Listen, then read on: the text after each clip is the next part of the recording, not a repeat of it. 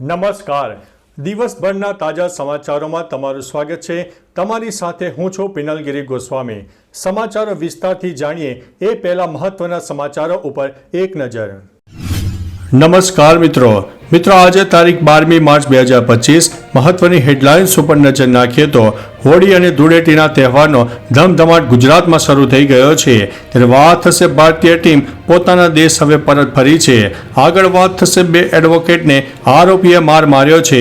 ત્યારે વાત થશે હોળી પર ડાકોર જતા માટે કામના સમાચાર સામે આવ્યા છે. આગળ વાત થશે વિદેશી દારૂની 42,300 બોટલો જપ્ત કરવામાં આવી છે. ત્યારે વાત થશે કેનેડા ભારત સાથે સંબંધો સુધારશે. આગળ વાત થશે ભુજ રાજ્યનું હોટેસ્ટ શહેર બની ગયું છે.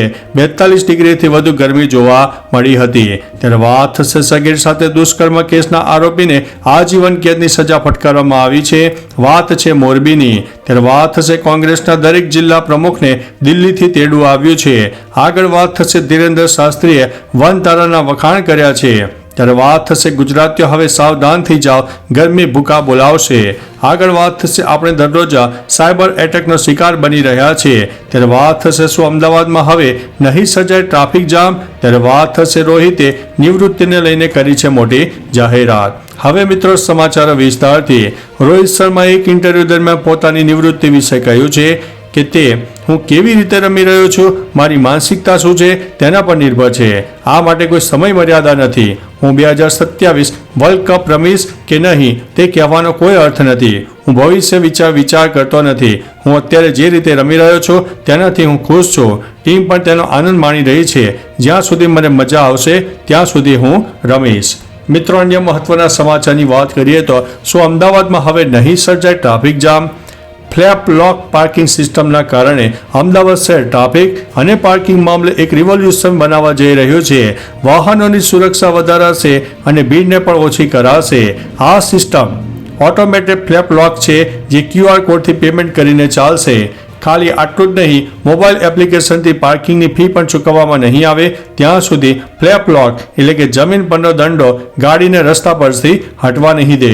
મિત્રો અન્ય મહત્વના સમાચારની વાત કરીએ તો આપણે દરરોજ સાયબર એટેકનો શિકાર બની રહ્યા છે.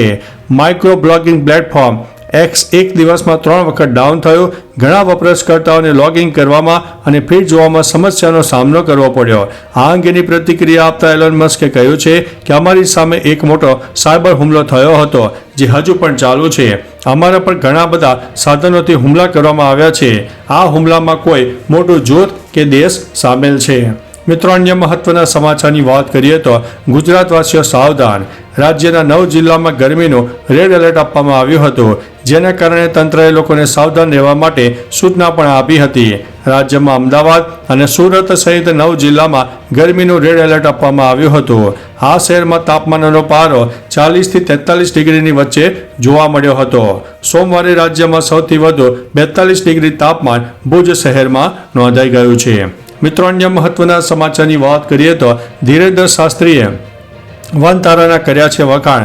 ધીરેન્દ્ર શાસ્ત્રીએ જામનગરમાં અનંત અંબાણી દ્વારા 3000 એકર સ્થાપિત વનતારાની પ્રશંસા કરી. તેમણે કહ્યું છે કે અનંત અંબાણી દ્વારા સ્થાપિત વનતારા ફક્ત એક સંસ્થા નથી પરંતુ કરુણા, સેવા અને સંરક્ષણનું એક પાવન સંકલ્પ છે. તાજેતરમાં વડાપ્રધાન મોદીએ વનતારાની મુલાકાત લીધી હતી.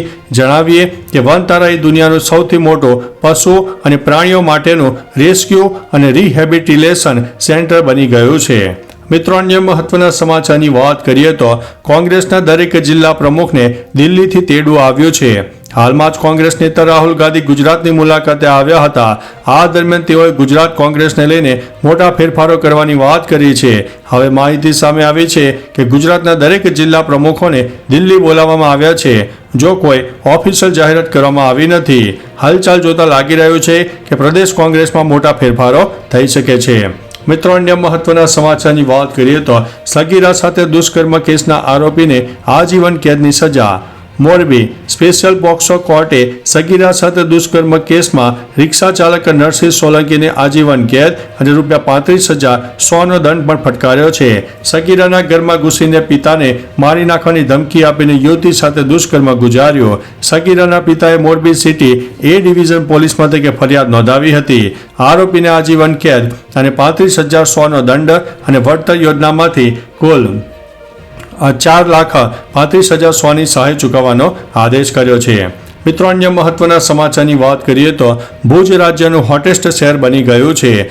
રાજ્યમાં ઉનાળાની શરૂઆત થઈ ગઈ છે. 42 ડિગ્રી તાપમાન સાથે ભુજ રાજ્યનું સૌથી હોટેસ્ટ શહેર બની ગયું છે. અમદાવાદ, સુરત અને રાજકોટમાં પણ ગરમીનો પારો 40ને પાર પહોંચ્યો હતો. હવામાન વિભાગે 13 સેન્ટરો ઉપર યલો એલર્ટ જાહેર પણ કર્યું હતું. હવામાન વિભાગના મતે આગામી 3 દિવસ આ વાતાવરણમાં બહુ મોટો ફેરફાર નહીં થાય. ત્યાર પછી 2 થી 3 ડિગ્રીનો ઘટાડો થશે. ઉપરાંત હવામાન નિષ્ણાતોએ બધી ગરમી તોડી નાખશે અને રેકોર્ડ બનશે તેવી પણ સંભાવના વ્યક્ત કરી છે. મિત્રો, અન્ય મહત્વના સમાચારની વાત કરીએ તો કેનેડા ભારત સાથે સંબંધો સુધારશે. કેનેડા અને ભારત વચ્ચેના સંબંધો ટૂંક સમયમાં પાટા પર આવી શકે છે. કેનેડાના નવા વડાપ્રધાન માર્ક કાર્ની ભારત સાથે સંબંધો સુધારવા માંગે છે. તેમણે કહ્યું છે કે ભારત સાથે સંબંધો ફરીથી બનાવવાની તકો છે. વ્યાવસાયિક સંબંધોમાં સહિયારા મૂલ્યોની ભાવના હોવી જોઈએ. કાર્નીથી વિપરીત જસ્ટિન ટ્રુડોએ ખાલિસ્તાની વોટ બેંકને કારણે ભારત સાથેના સંબંધો બગાડ્યા હતા. મિત્રો, અન્ય મહત્વના સમાચારની વાત કરીએ તો વિદેશી દારૂની 42,300 બોટલો જપ્ત કરવામાં આવી છે. સુરેન્દ્રનગર મૂળી તાલુકામાં દારૂનો જથ્થો ઝડપાયો હતો. પોલીસે સાંગધ્રા ગામની સીમમાંથી 82.17 લાખની કિંમતની વિદેશી દારૂની 42,300 બોટલો જપ્ત કરી હતી. ગાંધીનગર SMC ટીમે બાતમીના આધારે સાંગધ્રા ગામની સીમમાં દરોડો પાડ્યો હતો.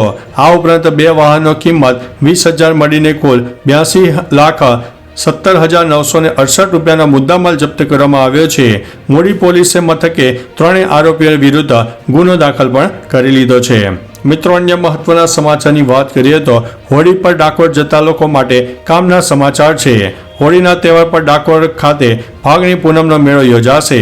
તેથી રણછોડરાયજીના મંદિરમાં દર્શનના સમયમાં ફેરફાર કરવામાં આવ્યો છે. હોળી પૂજન વખતે 4:45 નિજ મંદિર ખુલશે. 5 કલાકે મંગળા આરતી થશે. 5 થી 7:30 વાગ્યા સુધીમાં દર્શન ખુલ્લા રહેશે. બપોરે 1:30 થી 2 વાગ્યા સુધી દર્શન બંધ રહેશે. 2 થી 5:30 અને 6 થી 8 વાગ્યા સુધી દર્શન કરી શકાશે. મિત્રો, અન્ય મહત્વના સમાચારની વાત કરીએ તો 2 એડવોકેટને આરોપીએ માર માર્યો. અમદાવાદના ચાંદલોડિયા ખાતે રહેતા એક વકીલે લુણાવાડા તાલુકા પોલીસ મથકે ફરિયાદ નોંધાવી હતી.